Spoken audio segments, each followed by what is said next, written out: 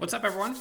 All right, so as soon as you guys get logged in or you're able to hear me, just give me a shout and let me know. We've got a special episode of FOMO Friday here. I think you guys will all enjoy it. As you can see, we've got Jess and Roberto and Mike, Hey guys. and then Ted's there, and Diane's going to be Diane's on her way. here in just a second.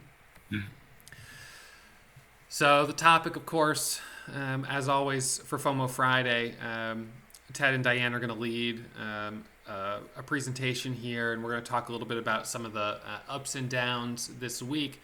But maybe before we get into that, maybe Jess, Roberto, Mike, do you guys want to each, for the sake of relatability among beginner traders, because you guys are all members of the 100K Club, you're successful traders. Tell me about a episode of FOMO that each of you guys had this week. And whoever wants to start, you can jump in. Roberto, seems like you want to go for it. Yeah, I'll go for it. So the episode of FOMO I had, it was definitely today. Today I had an issue with a technical issue. So the charting platform that I use is TradingView, right? And there was an issue at the open. Basically, the whole charting platform froze. Like, I guess for everyone, because we're talking about that in chatroom as well. And as I was watching it, of course, that's the time when you want to be like the most connected with the market, right? So right at the open. And so I was watching at the time 4 stocks in my watch list, and one of the 4 that I was really the most interested into was Twitter and Tesla. I remember those 2, and on one hand, I was a little bit long biased on Twitter, and actually ended up falling. Afterwards, when my charting platform came back, I was able to to actually recognize that I may actually have been saved, from a a losing possible trade. But on the other hand, my go-to strategy really applied for Tesla, for a pullback, for that big, huge move down that it had. So I definitely felt a lot of FOMO. And so later in the day, when I had a couple of other opportunities with the airliners, I was feeling, I really wanted to get in, and I missed a couple of fills for a couple of cents, and the level of frustration really started to build.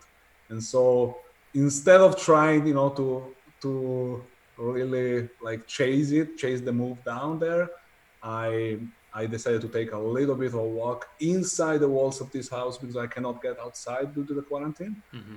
And then I came back, and I had one opportunity on Delta Airlines, and I took it when it came to to respond to my strategy, and so I in the end I was able to realize a win for today. But it was quite a tough battle because of this technical issue.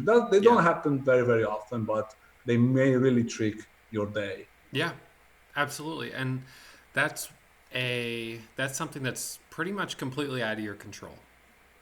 It's like losing internet for a second right before the bell rings and then you miss the first trade. I mean, it's just you have to kind of roll with those punches. What about you, Jess? Well, today I had a perfect example, and that's why I kind of wanted. I was talking to Ross about this earlier. It's perfect to share. So this morning I had that IMAB on watch, and leading up to it, it's been super slow. At least for me, slower trading, just because of all like this virus stuff. And I don't really. I've never fully traded a huge like panic in the market like this. So my gains have been a little bit smaller through the past couple of weeks. I'm like, all right, I'm starting to get bored. I want to really hit like a big winner. Mm-hmm. And so I had IMAB on watch. It had news. So I'm like, all right, this could really move. So I jumped in, or I had a target where I wanted to jump in, and it was like around 1580. Yeah. And what happened was it kind of like started creeping up. I'm like, you know what? I'm just gonna jump in this right now because I don't want to miss it and I want to hit a big winner. So I jumped in and it just sat there and sat and sat and sat. I'm like, oh God, this was just a terrible trade.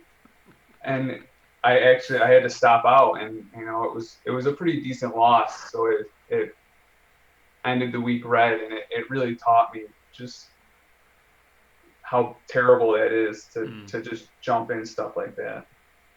Mm-hmm. So actually, Jess, if you don't mind, before we, I'm seeing some of the questions about are we starting meditation? We will get to that in just a second. But the topic of today, befriending your inner trader and accessing self-leadership.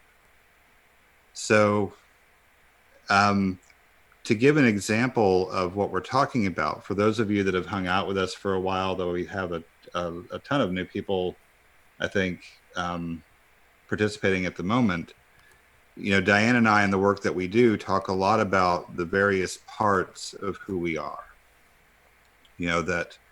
This idea that what we consider to be the self is not just a single unified entity, but is made up of all these various, parts that have their own agendas, their own even sometimes personalities. They each have their own perspective, and you might Right. experience at times a conflict internally between the parts where, one part, you might have a feeling or inclination to do one thing, and then an opposing feeling or inclination. Right. And so that's really what we want to dive into. But a critical piece of that is befriending all of the parts that show up, even the ones that you feel like are the troublemakers, or that you might feel like are the ones that cause you to make the same mistakes. It's really getting to know those parts a little bit better. Yeah. So Jess, for you, when you had that, the red day today, if you can, just take a moment to notice the feeling of that experience, especially kind of where in your body it gripped you, where it hit you. Yeah, it was really after I noticed it right away after I took the trade. It was because everything just felt extremely wrong about the whole thing. Right. So I took the trade. I felt like that, like, why did you just do that? You don't ever do that. You haven't done that in months, and now you just, you made that given mistake that we're supposed to be avoiding. Right. Well, and so as you think about that rawness, letting yourself take a breath and notice where in your body you most feel that. Is it all in the head, your throat, your nipples. chest, your belly? Yeah, I think when I did that, it was mostly in my chest. Right. So if you could take a moment and you can just place your hand there and just breathe into it.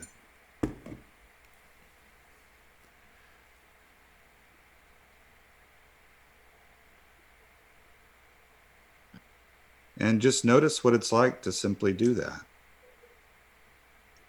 Maybe even breathing in some warmth and some kindness.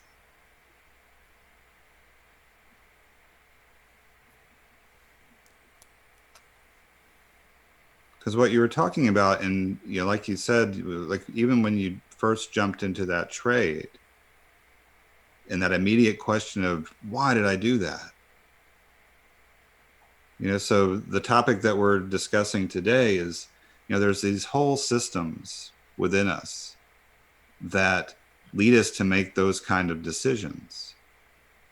And when we don't have full awareness of the fact that they exist, or even kind of what makes them up, they have a much greater tendency to surprise us in that way. They jump to the forefront. All of a sudden, we're making a move that we really didn't intend to make. And then we're left just sort of holding the bag of regret and beating ourselves up for why the hell did I do that?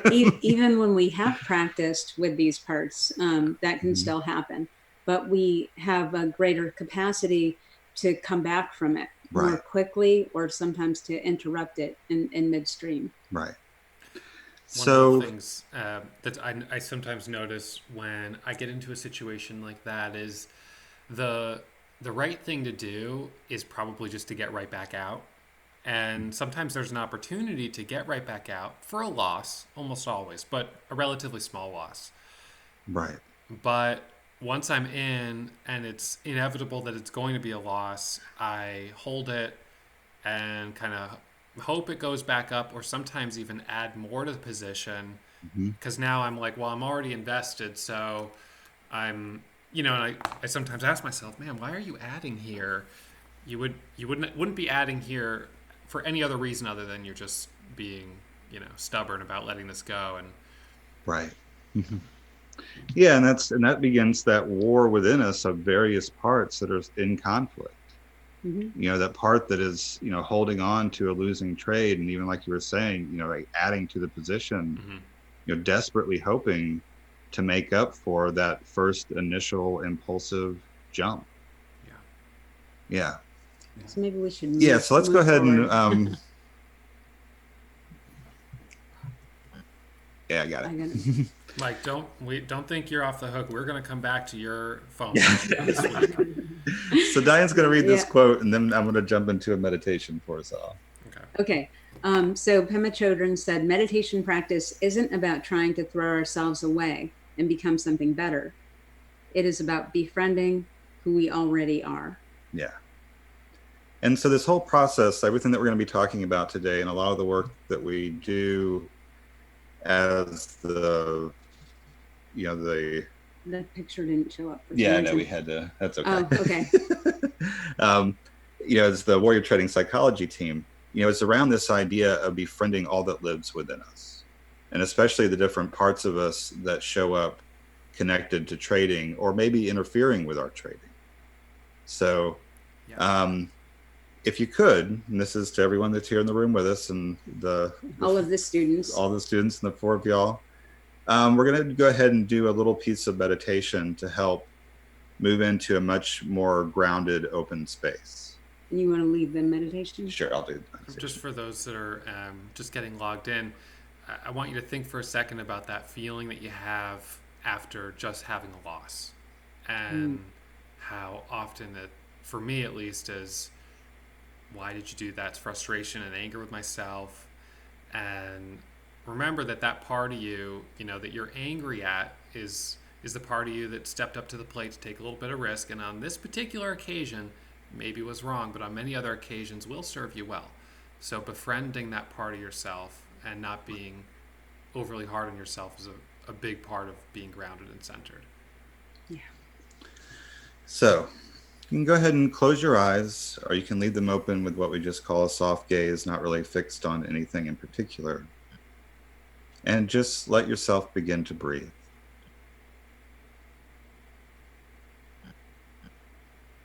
Letting everything begin to slow down inside of you.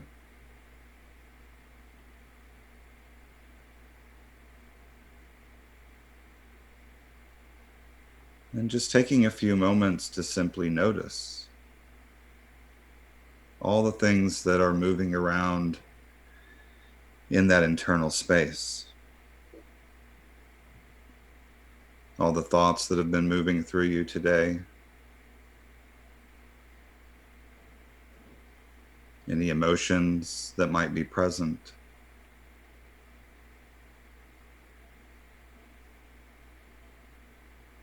Any sensations in your body.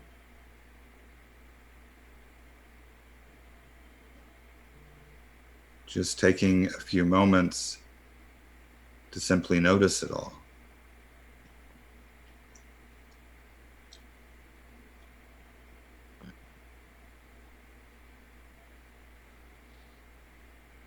And as you breathe, continuing to let everything slow down even more inside of you, allowing your attention to begin to really tune in to just the breath itself.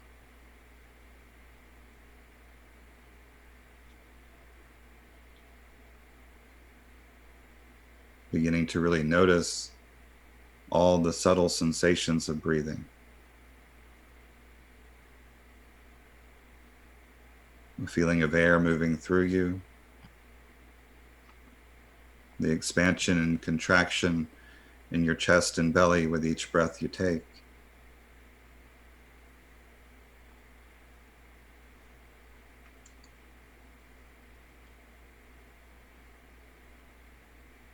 Each breath allowing yourself to become increasingly present here in your body, here in this moment, just breathing.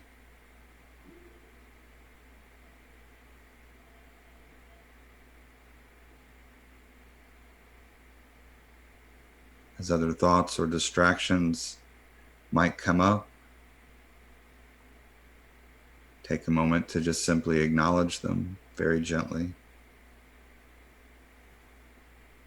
And with the exhale of your breath, letting them go. Returning back to just right here, breathing.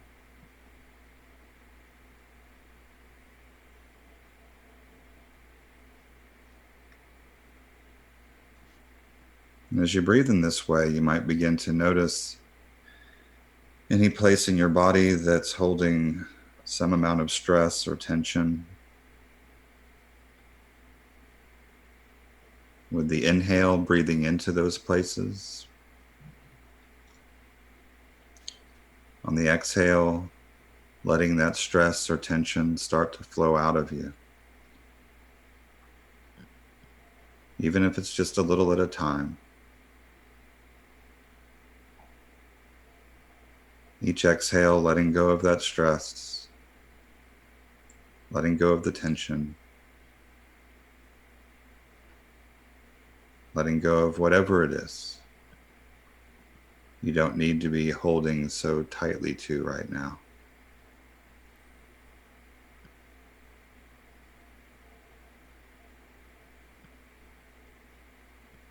You might begin to notice a little more ease, a little more space within you.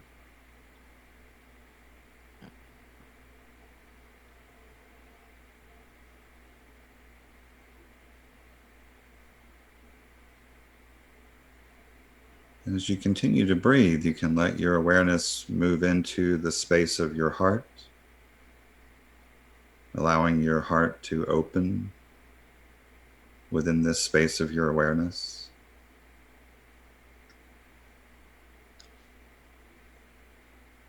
Feeling the warmth of your own kind, loving presence.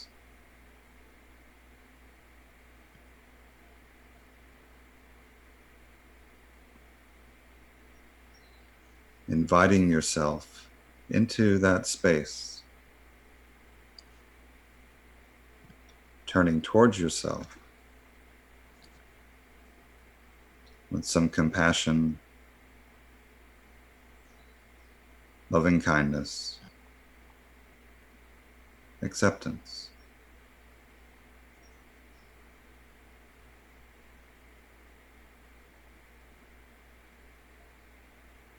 Notice what it's like to begin to offer that to yourself.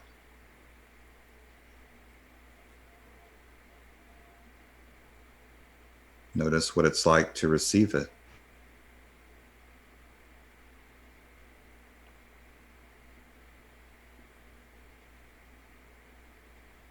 Each breath allowing this deepening of connection. This moving more and more into this space of loving kindness and connection.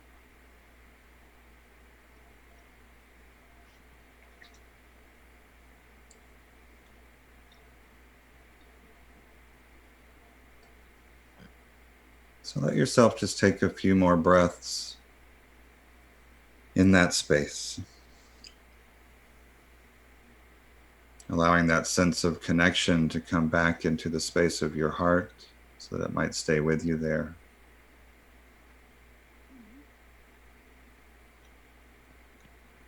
moving back towards surface awareness.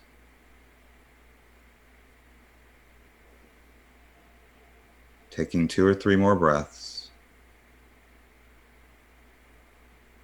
And when you're ready, you can open your eyes. Hey. Hey, everybody, welcome back. Thank you. It was great. It was really great. Yeah. So you're welcome. So we usually like to take at least a moment for those that are in the video with us, anything that you noticed in that process? Yeah, I can start. Sure. I definitely felt some pressure around like my chest, my stomach.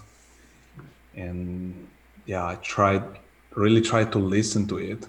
And I keep coming back to the same point, especially in this particular time of my life and this particular condition. And sometimes I find myself in that situation where I just struggle to be where I am, and so also a little bit who I am. Right. And so this process of meditation really helps me, be friendly with myself again. It's like, like reminding myself to be okay with where I am, despite my background, trying to fake it, but, and being really okay with who I am, who I am right now in the process, of evolving as a human being. And so I'm trying, sometimes it's not so easy when you are caught in your daily life, like not meeting anyone around, like being by yourself, and like trying to engage a lot with the people around you, like through technology, and that all help a lot. But I am, I'm coming back a lot in this time, especially these weeks, with this concept, and this meditation really helps me a lot. And I try to do it really on a daily basis, like going through it, and also being kind of the best, trading version of myself when I sit at the desk and I find myself in that position that I need to be focused. I need to be friend with myself so I can take the best possible decisions also, while doing, the trading activity. So that's a little bit of what came up to me during the meditation. So I want to thank you guys. That's awesome. Yeah. As Roberto talked about all of that and shared that, and thank you for sharing all of that, Roberto. One of the concepts that we talk a lot about on FOMO Friday is the idea of radical acceptance. And so, it was so nice to hear your experience, because it really embodied that radical acceptance of right. where you are. And it also embodied that noticing of parts, like the part of you that put on a nice background, right? And, yeah. and can acknowledge that that's in you, that you want to have that part there, but also in the part that struggles to be where you are and not be able to be engaged in the same routines that would normally bring you back to yourself, perhaps. Right. And so recognizing all of these parts is what helps us come back to center. Mm-hmm. Yeah, thank you. Yeah, so I think we might want to talk a little bit about, these parts that Diane and I are discussing. For those of you that this might be the first time you've heard a discussion of these things. So yeah, I'll read this quote by Richard Schwartz. He developed the internal family systems model. When we think about psychological models that we're kind of that reach into that idea of multiplicity, that we have many parts of us, that we're not one single mind, or we're not just one thing, that we have many different aspects of ourselves. There are a number of approaches that recognize that, like Gestalt therapy that you might be aware of, or other pioneers like Pat Ogden. But Richard Schwartz gives us the internal family systems model, and it's really helpful, and it's what we like to share a lot from, because this is work that you could do with like a trading therapist or a trading coach, but it's also work that you can take on yourself. Right. And so that is one of the reasons we teach about it on FOMO Friday, is how to work with yourself using these concepts. So Richard Schwartz said, a part is not just a temporary emotional state or habitual thought pattern. Instead, it is a discrete and autonomous mental system that has an idiosyncratic range of emotions, style of expression, set of abilities, desires, and view of the world. In other words, it is as if we each contain a society of people, each of whom is at a different age, has different interests and talents and temperaments. Right. So I know that in conversations that we've had with Ross, and one of the parts that you've identified that you lovingly nicknamed Rambo, which is definitely this very aggressive, all-in part of you. Yeah. All in. That can, sometimes its presence can lead to, really just knocking it out of the park. Mm-hmm. Yeah. But can also lead to, big mistakes that, other parts of you then end up having to hold, all the regret and self-doubt and, the inner critics that beat you up, come in to right. circle in for the kill. Right. And getting to know that those, the way that those different parts of you exist within your system and the underlying stories that they carry that really drive, why they do what they do. Right. And that's such a big one, because so many of us fall into repeating patterns where we have a experience and then a behavior and an action, and it just happens again and again, whether it's every time I have a trading day where I'm up $1,000 and then suddenly find myself down 500.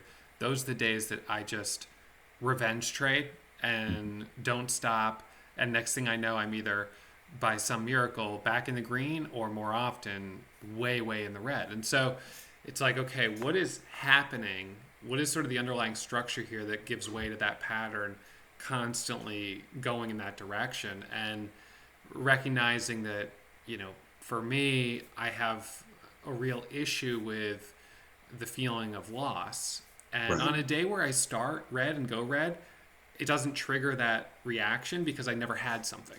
I just immediately start losing. But on the day where I have something and then I lose it and start giving it back, I can get really aggressive to try to recoup those losses. And if I'm not mindful about the aspect of myself that can come out there, I can get myself into unnecessarily high-risk trades.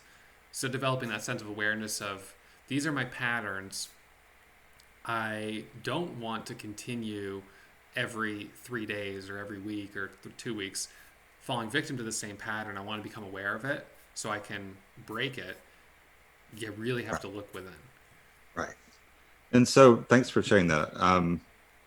And looking within compassionately. One of the things that Ross just mentioned was that he knows the stories, behind those, and he understands where the parts are coming from. And so, that allows us to have a little bit more compassion and gentleness, even with parts that we might feel enraged at, or we might feel chagrined by. Right. Totally. Let me find there we go. So this idea that parts are like sub-personalities or aspects of our personalities. So I'm going to read this slide real quick to just kind of convey a lot of information about what we're talking about. So parts interact inside of us similarly to how people interact in our outside world. Some know and like each other, while some don't. All act in ways they consider good for us, even if what they're doing is, pretty extreme or crazy. Underneath it all, they're underlying intention is one to help us. They're often locked into a singular perspective. They cannot see everything that we can see. Right. And so so unless they are exiled or in distress, which then those parts of us really need our loving attention and care. And we're going to talk more about how to do that. So parts are experienced as thoughts, feelings, sensations, images, physical symptoms. So that's why earlier when I was asking Jess, where do you feel this in your body? And he said, in my chest. That's where that particular part of him most resonates or resides. It's by locating that physical manifestation, we begin that process of being able to turn towards it and relate to it in a different way. And so in about 90% of people, you're going to be able to physically access it. And if you're one of those like 10% of people that just don't ever get any physiological information that way, that's usually just a manager part keeping you from it. Right. But we'll give you some other tools to work with. Right. And I appreciate in the chat that y'all are helping each other out with questions. That's really cool. So all of these parts all want something positive for you, and will use different strategies to get your attention. And that can show up either as like a depression or anxiety, making you space out, doing repetitive addictive things, bursts of feelings, telling you that you should be different than you currently are. There's all sorts of ways that these parts interact with us. And they're organized to protect you to do so. I've just lost my train of thought. They are organized to protect you, and to do so may take on extreme roles by either dominating or hiding. Other parts called exiles hold the burdens of pain and vulnerability we all carry. So there's this image here of the parts: manager, firefighter, and exile. And you can see the swirl of self energy in the middle of that. And so self is that capacity that we all have.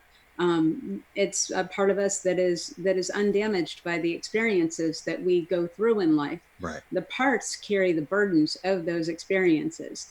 The self might seem inaccessible to us. And that's why mindfulness and meditation, those are helpful tools in slowing down enough to be able to touch into and to bring self energy forward and to step into a place of self leadership. The parts are, some are more proactive, some are more reactive. The manager parts are proactive, okay? They take on a lot of roles, like often people have managers, actually critics are managers. And so are the parts that help us do all the things, that helpful anxiety that keeps us on top of things. Firefighter parts are reactive. They come out when managers have not done a good enough job suppressing exiled parts. Exiled parts are carrying the wounds. And so above all, managers and firefighters want to keep the exiled parts away from the surface so you don't feel the feelings that you once felt by something that hurt you. So the managers, proactive, the firefighters are much bigger. When they come in, they can be things like revenge trading, right? FOMO can be a firefighter. Right. Those aspects that show up in trading they seem like they're at absolute cross purposes with the managers. Even though they're all trying to do the same thing, they have very different ideas on how to do it. Most of us like our managers a little bit better than our firefighters. Right. And when it comes to the exiled parts of us, we in our work, Diane and I talk a lot about allowing and accessing vulnerability.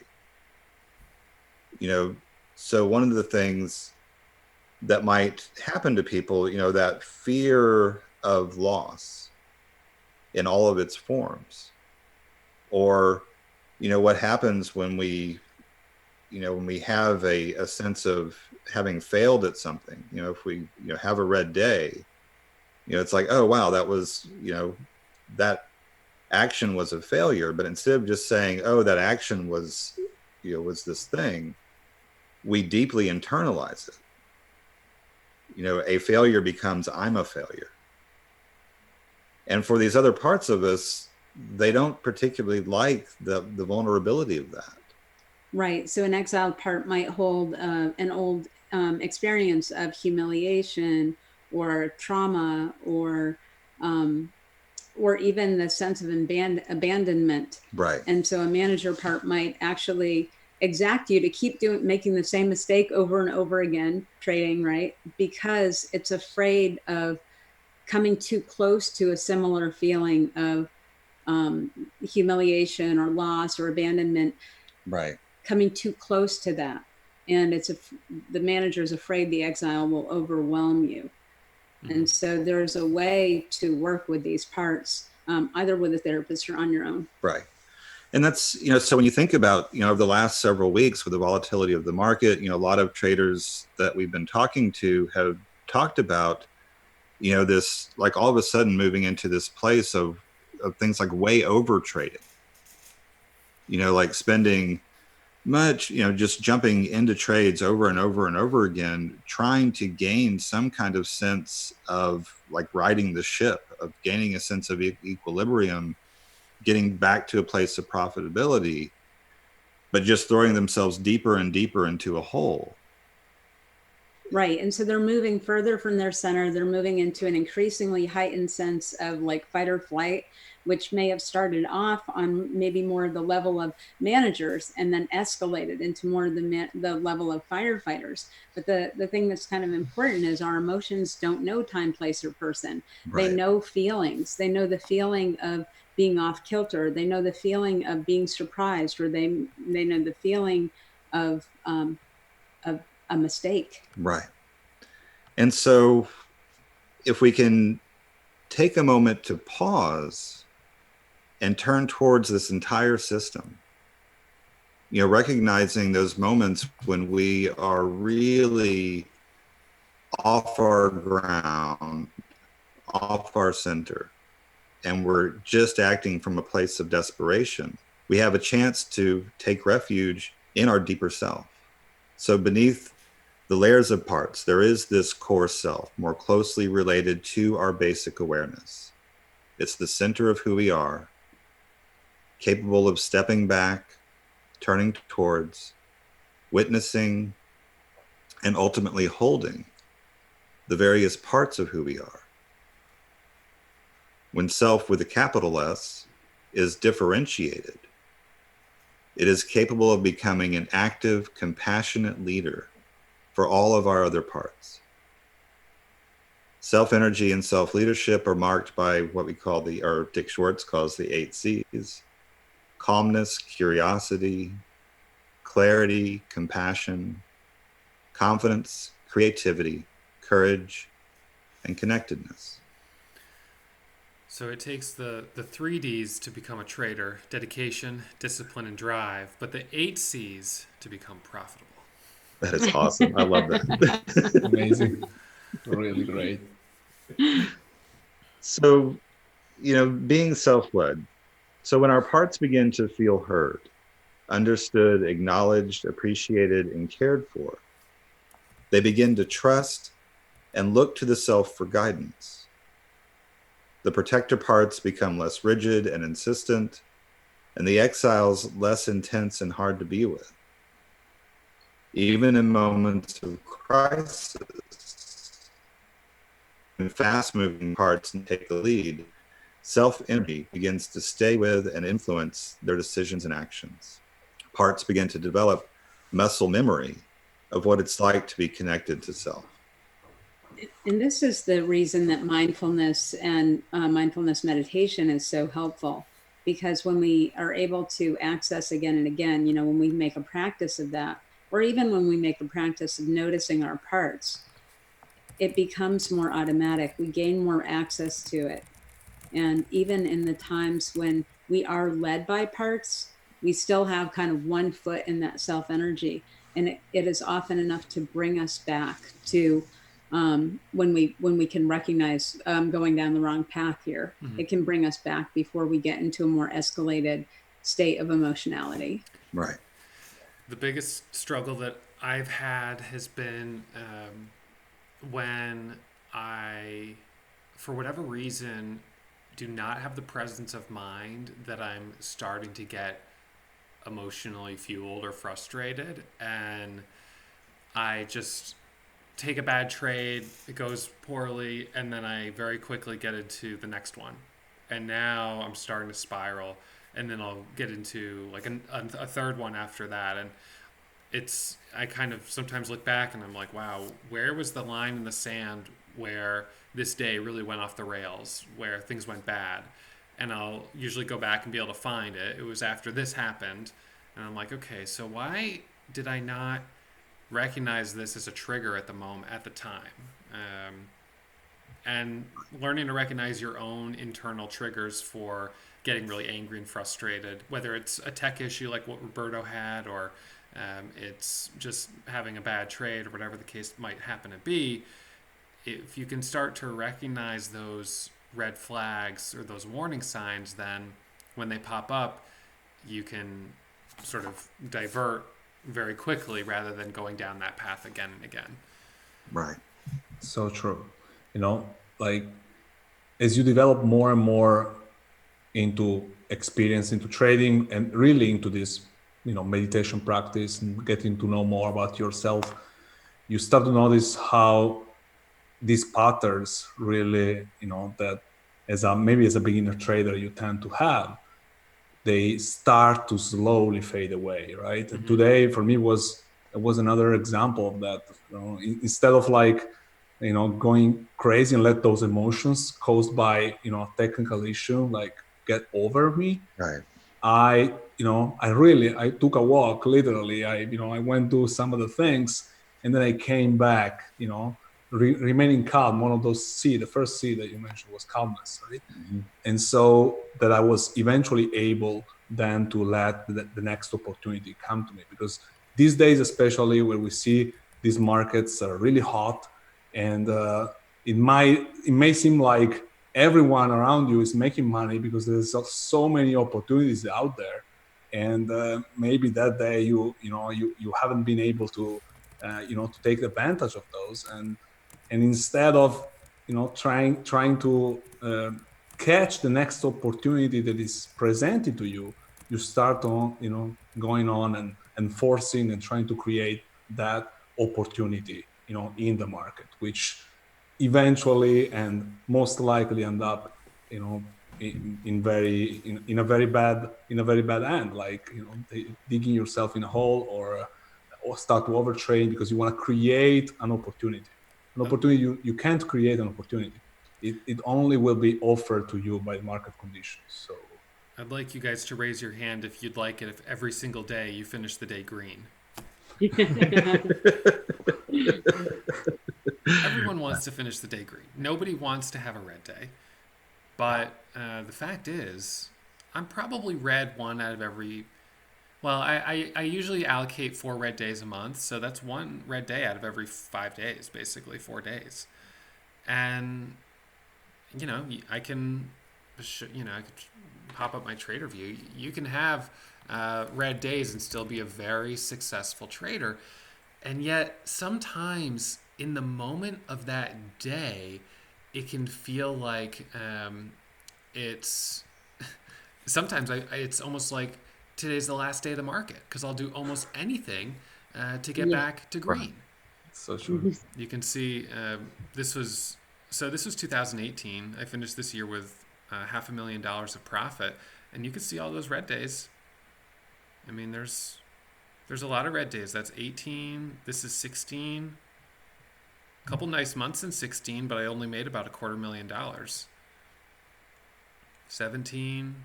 There's red days. The problem is that if you allow yourself to get so caught up in I have to finish this day green, then you can end up making some really emotionally impulsive decisions, and forcing trades, like Roberto said, where the market's not really presenting anything good, but you're not walking away unless you're green, so you just start trading anything that's moving. Right. And that's when things can get pretty bad. There's something important psychologically that happens when you do what Ross is talking about. You start to build trust within yourself with these parts. You know, Right. when you're able to actually step away and you see that you're able to handle that, you know, that you finished the day red, but you were able to handle that, move through that, come back, and then trade again the next day. There is a way that it creates, it's the beginning of creating more resilience. And then at the same time, you know, some of those days that you walk away from, you're really learning something from, you know, the data of what happened, you know, beginning to look at what, not rather than looking at yourself judgmentally, you're looking at the, you know, what actually happened and taking that in to think critically about it. Because when, when situations arise that really begin to trigger, the emotional reactivity, these parts that start to, try to take over, we become hijacked. Absolutely. Our awareness becomes really what we call blended with this, emotionally driven part of us. It's, in those moments, it's like we get the tunnel vision, we get the blinders, and all we can see is, the reasoning of this part. And we just start acting on it. Right. These are times when we're caught usually into firefighter type behaviors, Right. and that often after the fact, we almost don't recognize ourselves, or we do recognize ourselves, but we tend to have a lot of inner judgment about it. Mm-hmm. So this idea of accessing, deeper self energy, of stepping back and differentiating, separating ourselves from identification with that part of us and turning towards it. So first, in order to do that, you have to generate, sort of a calm connectedness to be able to even take that step back at all. And it doesn't mean that we're asking that part to stop freaking out, because it's not going to if we ask it to. But it's, finding this sense of there's more than one version of me here. And I can meet the emotions, even if they're really hot and intense, first with this sort of calm connectedness, and then engaging with some compassionate curiosity. Something that I've been working with people with just recently during this time of so much, I guess, turbulence and so much uncertainty is the idea of even noticing, what am I avoiding? What am I avoiding? And, Right. and that's something you could be applying to the noticing in trading, and it's also something that you could practice as well outside of trading. But it can lead you into places of deep knowing by just following, what am I avoiding and what is that about? Right. I'm curious, so we have up here on the screen, we have accessing and working with parts, the preliminaries, and, and we're going to take you through that. But I'm wondering on that question of, what am I avoiding? Is there, as I ask that question, is there anything that does come to mind for any of you when you've thought about when you're sitting down to trade, or when you're engaged in trading? Have you noticed a tendency to avoid something? And you may or may not have acted on it, but a tendency that's there. No. Yeah, a lot. I don't want to be the only one talking, so I wanna let Jess and Mike maybe express something, but definitely. I got recently, like, as we get older, obviously there's things that change in your life, like getting married or having kids, or you have you have a sick wife, or things are just happening outside of your life. I think it's very good to be conscious of all that stuff while you're trading, because taking a fearful trade isn't going to fix this issue, or if I miss this trade, it's not going to fix anything else. So I think it's really good to be mindful and very calm and centered when something like that is happening. Like, we've seen 1,000% moves, but you see people making $100,000 online in one day, and you're like, I only made $500 today, or I made $1,000, and all these people are making so much money. What's wrong with me? Sure. And it's very easy to get caught up and just have everything around you kind of invade your trading style or what you're doing. Exactly. So I think it's really good to be mindful of that. Well, and so in the context of what we're talking about, just, if you begin to take that step back, and like you were saying, really turn towards and invite into your awareness the part of you that shows up wanting you to basically trade all this other stuff rather than the trade that's right in front of you. The part of you that has all of those cares and concerns and agendas that, basically, that part of you shows up and presents itself as, this trade has to be a winning trade because we have all this stuff to take care of. Right. So when you're in touch with that, and it sounds like a part of you that is really holding the weight of responsibility for so many different things. There's your role as a trader, but then all of the other roles that you play and all of the other concerns you have. So as you notice that, and this might be a good place to Sure. drop into this work a little bit. Mm-hmm. When you focus on it, what do you most notice? And I guess it's mostly when you focus on all that, it's all based on fear. Yeah. So you notice fear, right? So really take a moment, invite that into your awareness. And again, notice where you most feel that in your body. Either that might be in that same place of your chest, or it could be somewhere else. Where do you feel that?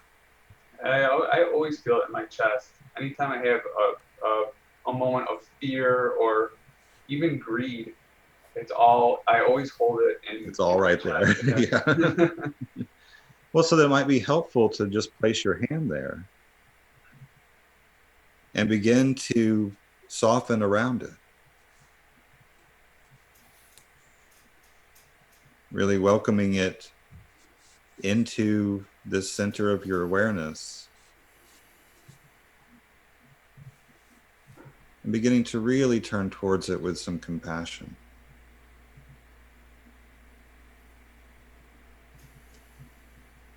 It's like all of those things that you were touching on and describing.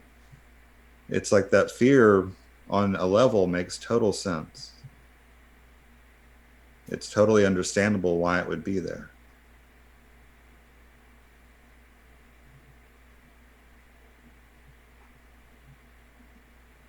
And so as you make that connection, paying attention to what do you begin to notice? What's it like to reach out to this part of you in this way?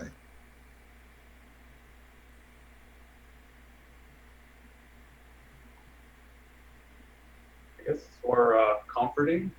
Mm-hmm. Right. And then so notice how that fear begins to respond.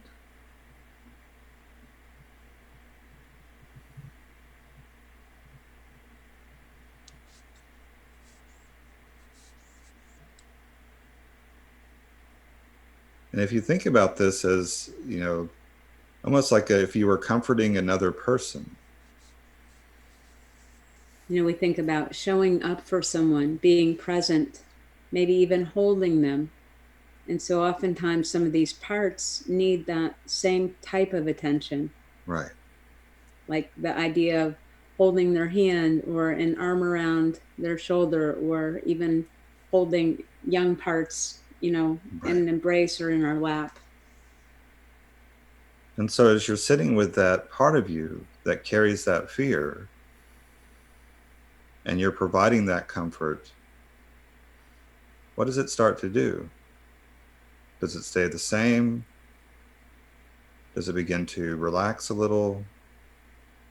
Does it seem to notice your attention?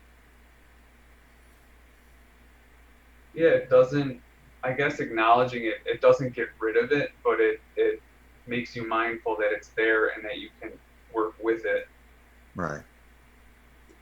Right. And there's often the idea that we want to get rid of these parts. People especially like to get rid of emotions that they call negative emotions. Right. And anxiety or fear would fall into that. And so, you know, what it's really important to let the part know is that you do understand it, and that you aren't trying to get rid of it, but you are trying to create a different relationship with it. Right. So you might even try beginning to speak to that part of you, if it's okay to do so. You can even just try this out, even though it may feel kind of strange. Saying to this part of you, it's okay, I'm here, I'm with you.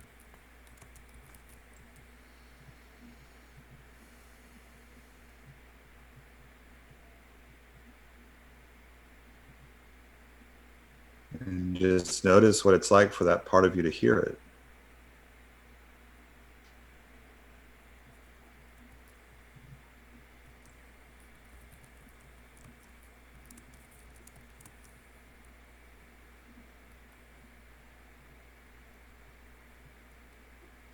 And then from the slide just before, that question of, is it okay to proceed? So asking that part of you if it's willing to basically have a conversation with you. And you might notice other parts that come in. A lot of times it's other parts that might want to interject or. Right. Yeah, so what are you hearing inside that system right now? I guess it's more, if I were to put a feeling on it, it's just more acknowledgement. Mm-hmm. How do you feel toward this part of you, Jess? How do you feel toward the fearful part right now?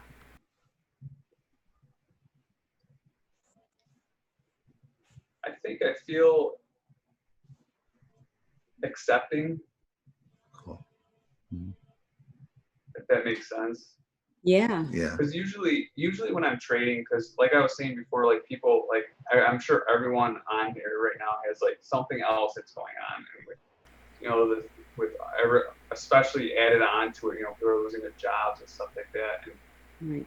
So it makes sense for everyone to have something else that could be fueling their trading. Mm-hmm. And usually I'm pretty good with acknowledging, like, say something like pisses you off in the morning, like the dog, like, threw up on my floor or something like that. Yeah, whatever, I gotta clean this up and then go trade. And usually that stuff's easy to brush off, but I guess the more that it stacks on, you have to be more accepting of all that stuff that's happening. Right. Right. Well, and that's where, the compassion is so important and why we talk about it so much in the work that we do. Meeting things like this fear that you're discussing, with some kindness, warmth, and compassion and acceptance. And also, offering yourself some kind of self-care around it. The big self-care is meeting and acknowledging and accepting the part, right? And then the other pieces are things like, noticing when you do need to go take a walk, or, do some deep breathing, or even listen to loud music, whatever it is for you that really helps you to shift a little bit. Yeah. So, so Jess, thanks for heading into that territory with us. I know that was. He clearly didn't know what he was in for. I dug myself a hole. So for like Ross, Roberto, and Mike, as you were watching Jess sort of move through that process a little bit, what were some of the things that came up in y'all? What did y'all notice? Both, what were you seeing in him, but more, what were you experiencing within yourself? I want to hear from Mike. Yeah, let's have Mike. I would say that it's really just reiterating what I think most of us probably feel and probably go through during these times. But I pretty much am on the same sort of page as Jess there. When you run into a situation and it's you can feel yourself sort of. I can almost feel myself coming into the situation before it happens. Which it's like I tell myself that I need to be pumping the brakes right now, but for some reason there's sort of a avoid there that it doesn't happen. So, and it's kind of funny as speaking to that is there was a stock yesterday that was moving substantially before the market opened, and I had I didn't trade it because we just don't trade in the free market. But it's funny that after the market opens, I didn't trade it either because of some other risks and stuff. And I look back on it, and I kind of realized this for some reason at that time, that I never have a problem sticking by that rule, not trading in a pre-market scenario. I just don't even think twice about it. I know it's just a rule that we follow, and we don't. I don't think really any of us here probably ever break that rule. Jess does sometimes. But it's not one that is really even comparable to a lot of the other ones that we face on a daily basis. So it's just funny how some things are of such different magnitudes than others, and why you keep continuing to do them, Right. even though they're going to put you into a predicament that you ultimately are going to have to work yourself out of and experience the heartache that they cause. Right, exactly. And that's this approach to ourselves that we've been talking about.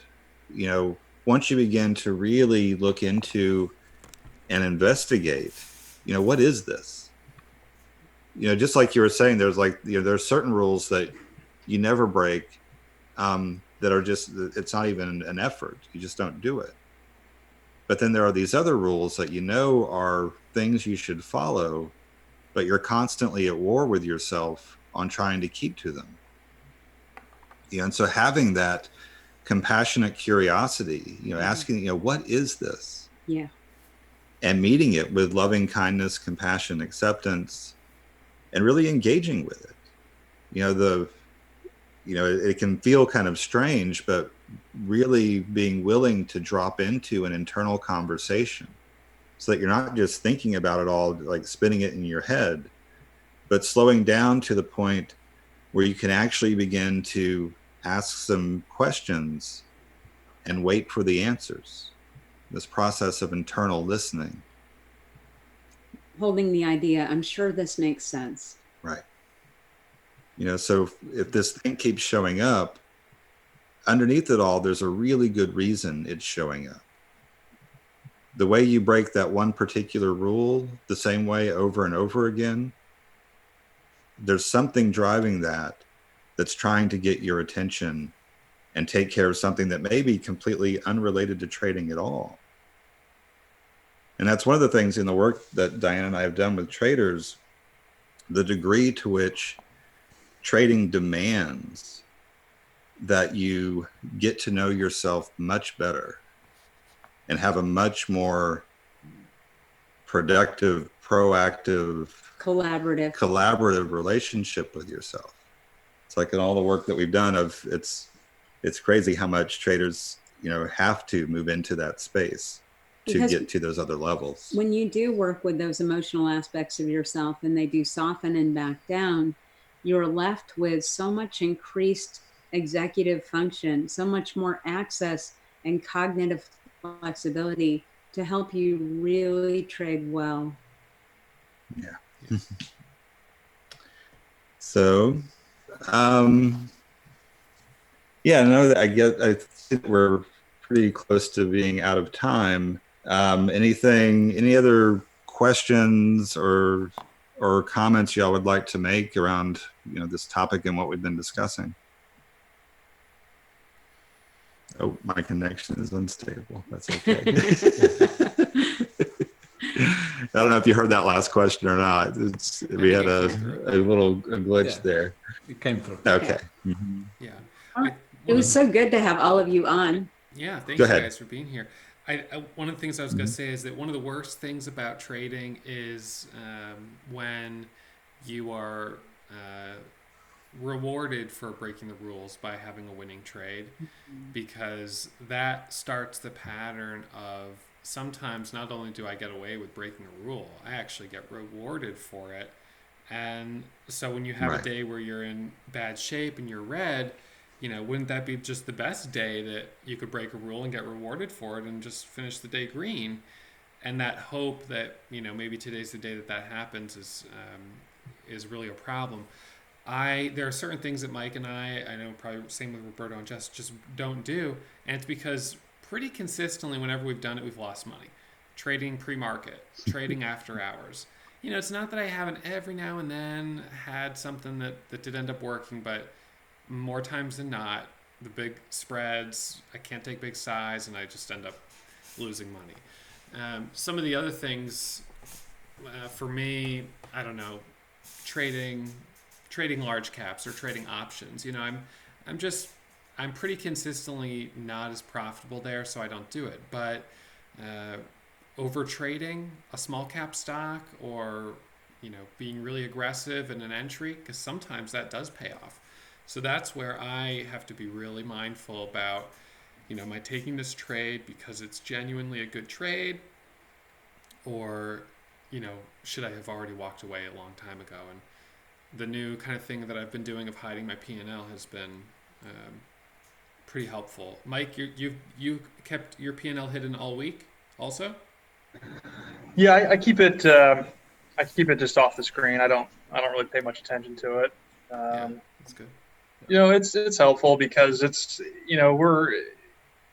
we know how hard it is to get a decent profit. So we're human, and when we do see it on the screen, we're likely to just take it. And there may be much more in it.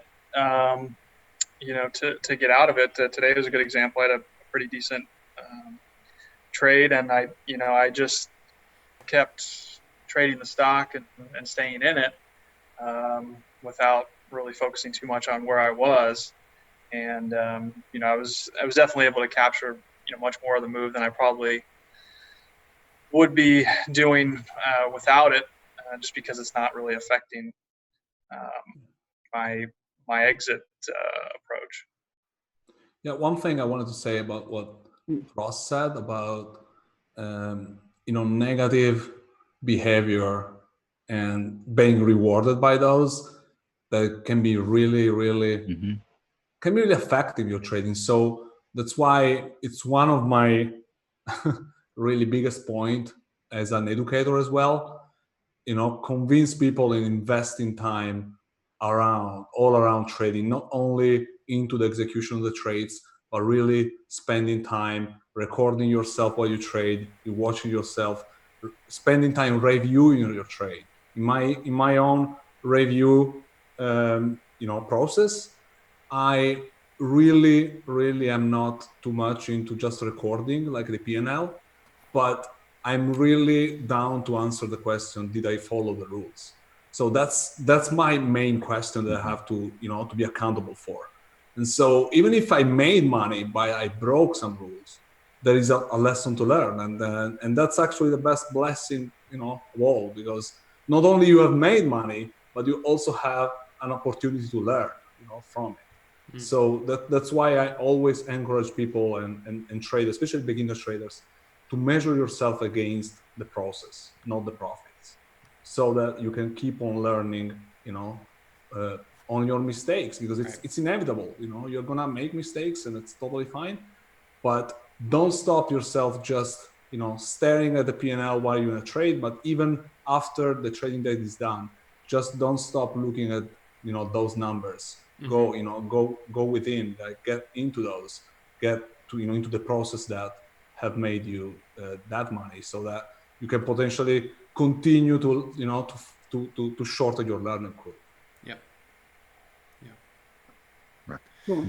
All right. Well, maybe we'll wrap up here, and of course, we'll see all of you guys Monday morning, 8 a.m. for Mindful Monday. So that'll be same place right here with Ted, and I hope you guys all have a great weekend. Thank you so much, guys. Thank you, Ted. Thank you, Diane. Yep. Thank you, guys. Ross, Jess, Mike. Thank you, Selena, Thank as you well. all for participating. Yes, She's thank been you. responding thousands emails here in the Yes, in thank the you. chat. So thank you guys all for joining. Right. See you later. Bye, everyone. Bye. Have a good weekend. Uh,